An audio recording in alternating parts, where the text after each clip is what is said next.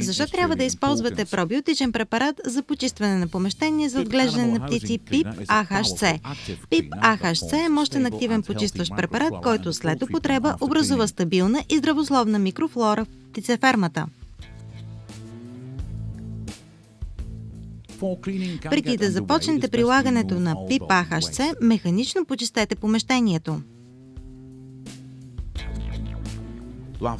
Пригответе 5% разтвор на PIP-AHC. Температурата на използваната вода трябва да бъде между 40 и 60 градуса по Целзий.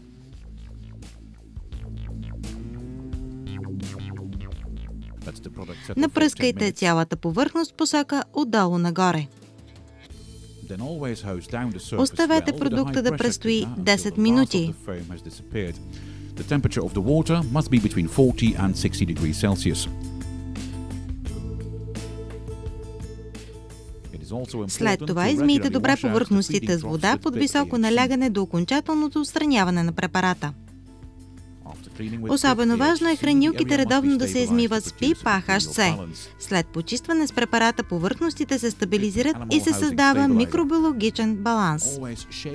PIP-AHS – препарат за стабилизиране на микрофлората в помещенията за отглеждане на птици. Преди употреба разклатете добре опаковката с препарата. Разтворете 1 литър от продукта в 2 литра топла вода за всеки 500 квадратни метра площ от птицефермата. Напръскайте съответната площ достатъчно количество от препарата. Поради пробиотичния ефект, в повечето случаи не е необходима дезинфекция.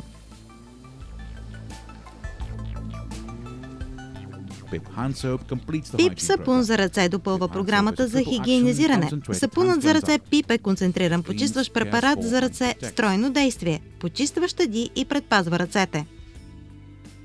PIP Water Controller – особено важен препарат, който намалява и предотвратява риска от развитие на патогени в системата за питейна вода.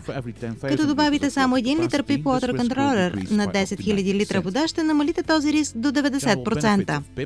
Основните предимства на PIP са до 80% намаляване употребата на антибиотици, до 50% намаляване на смъртността, кахексии и други, по-добро усвояване на храната с по-бързо натрупване на маса, до 80% намаляване на неприятните миризми. PIP препаратите са безопасни за хората, животните и околната среда. Ефикасност и намаляване на разходите. Щастливите птици струват по-малко и дават повече.